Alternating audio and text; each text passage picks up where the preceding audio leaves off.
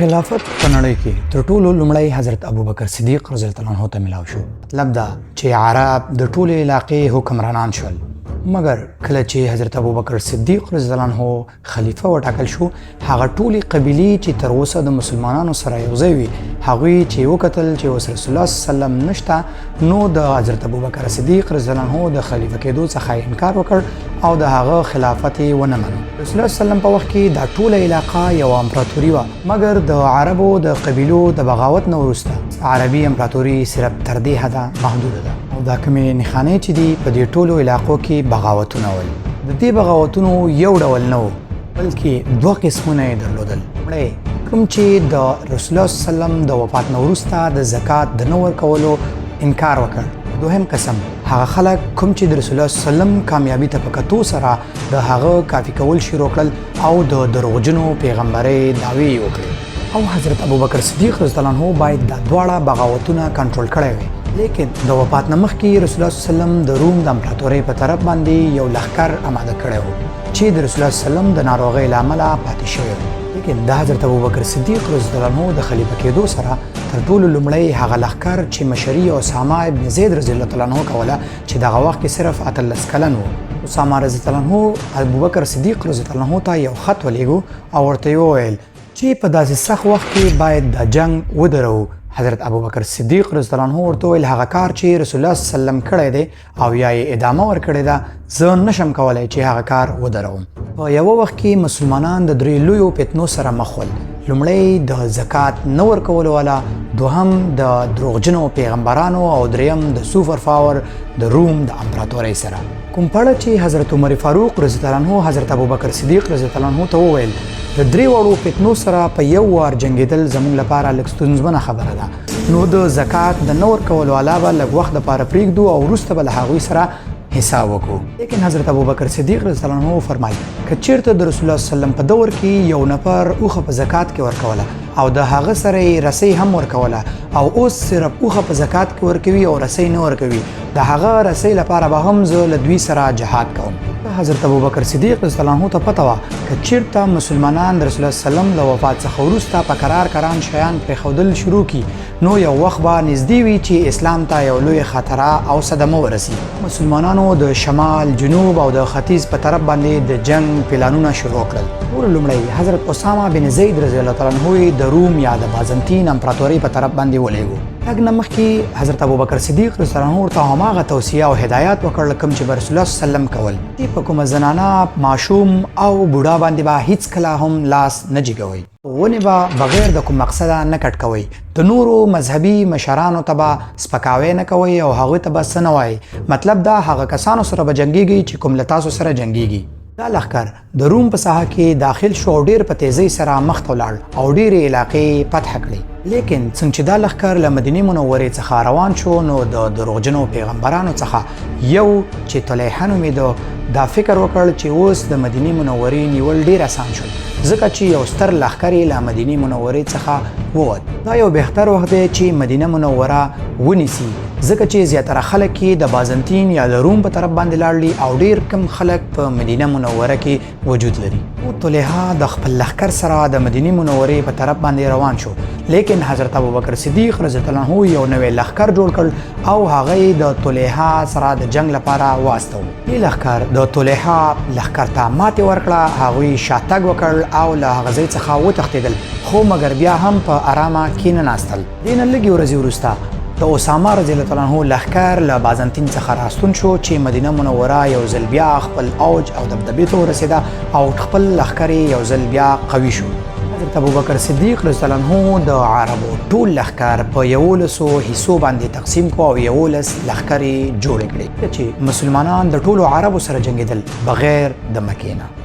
د مکی خلک د اسلام ډیر سخت دښمنان ول، مګر په دې سختو حالاتو کې د حضرت ابوبکر صدیق رضی الله عنه د خلافت څخه پوره ملاتړ وکړ او دغه پوره حمایه یې وکړه. حضرت ابوبکر صدیق رضی الله عنه د اسلام لښکر په 11 حصو باندې تقسیم کو، کوم کې چې تر ټولو لوی لښکر د حضرت خالد ابن ولید رضی الله عنه ته ورکړل شو، چې حضرت خالد ابن ولید رضی الله عنه د زکات د نه ورکولو والا د مالک ابن نویره او د درې لویو دروغجنو پیغمبرانو سره جنګېدل ول. طلحه چې د مدینې منورې سره تر ټولو نږدې و، ژا چې یوه ښځینه دروغجنه پیغمبره وه او تر ټولو اخیر مسلمه کذاب و. دې 11 لښکرو کې تر ټولو لومړی حضرت خالد ابن ولید رضی الله عنه روان شو. هغه نه وروسته د ابو جهل زوی اکرمه ابن ابي جهل رضی الله تعالی عنه د یمامه په طرف د مسلمه د لښکر د مخنیوي لپاره ولېږل شو. حضرت خالد ابن ولید رضی الله عنه سره وخت پیدا شي ترڅو نور دښمنان ختم کړي او د مسلمه په طرف باندې بیرته راشي. تګ نه مخکې حضرت ابوبکر صدیق رضی الله عنه او اکرمه ابن ابي جهل رضی الله تعالی عنه ته وویل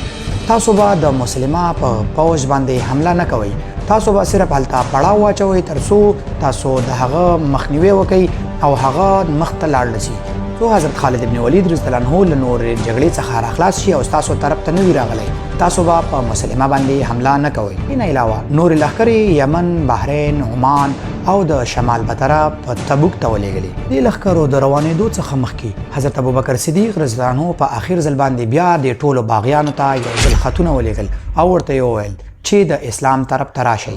خو د جواب په نه ورکولو سره حضرت ابوبکر صدیق رضی الله عنه د جهاد لاره غوره کړه او ټول لښکرونه یې واستول. حضرت خالد ابن ولید رضی الله عنه د خپل 6,000 لښکر سره د مدینې ختیځ طرف ته روان شو، چیرته چې طلحه د خپل لښکر سره د هغې انتظار کوو کوم چې د مسلمانانو څخه څو چنده زیات و. اخر دواړه لښکرې سره مخامخ شوي. طلحه د خپل لښکر شاته ولاړو او خلکو ته به یې ویل چې ماته زما خدای د نننۍ فتحې خبر راکوي او وایي چې نننۍ جنګ به ستاسو په ګټه وي. مګر کله چې مسلمانان د حضرت خالد ابن ولید رضی الله عنه په رهبرۍ باندې جنگ شروع کړو او د هغوی لښکرو صفونه یې مات کړل او د هغوی منځ ته لاړل، په هغوی کې یو شکست ګډ شو او راغله طلحه ته یې وویل کوم دی ستا خدای او ستا د خدای کومک.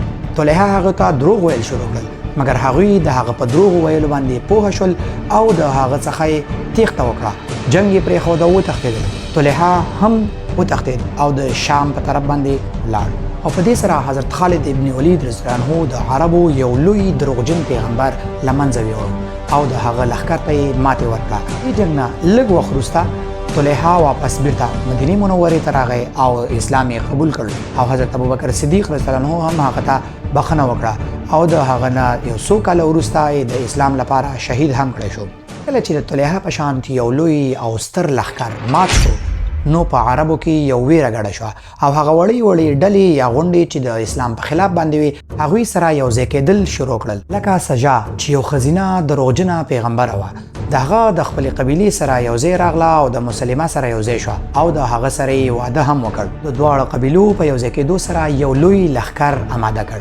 حضرت خالد ابن ولید رضی الله عنه شاوخوا ډېرې علاقې فتح کړې او د پاتې نورو علاقو خلک راغلل او حضرت خالد ابن ولید رضی الله عنه ته تسلیم شول. غیر د یوې قبیلې د کوم د قبیلې سردار نوم چې مالک ابن نویر او دې قبیلې د زکات د نه ورکولو څخه انکار کړی. کوم مالک ابن نویر چې د رسول الله صلی الله علیه وسلم یو څو کاله وړاندې د خپلې قبیلې د ټیکس یا د مالیاتو د ټولولو لپاره مقرر کړی و. لیکن مالک ابن نویر د رسول الله صلی الله علیه وسلم د وفات څخه وروسته حضرت ابوبکر صدیق رضی الله عنه ته د زکات د ورکولو څخه انکار وکړ او هغه پیسې چې د زکات یا د مالیاتو ټولې کړې وې په خپل قبیله کې تقسیم کړې. خالد بن ولید رضی الله عنه د خپل لښکر سره دغه سردار او دغه پلویان ووژل او دا مشکل یې هم حل کړ.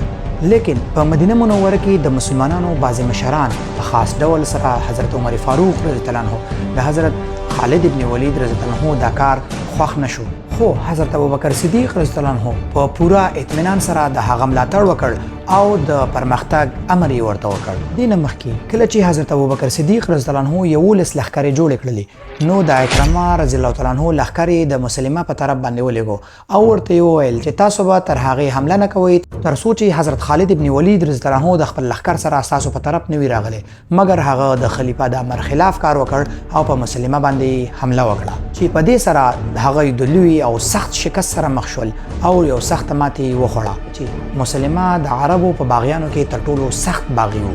هغه د اکرمه رضی الله عنه لښکر ته پوره او سخته ماتې ورکړه. کله چې حضرت ابوبکر صدیق رضی الله عنه ته د دې ماتې پته ولګېده نو ډېر سخت غوسه شو او حضرت اکرمه رضی الله عنه ته د یمامه څخه د عمان په طرف باندې د تګ امر وکړ.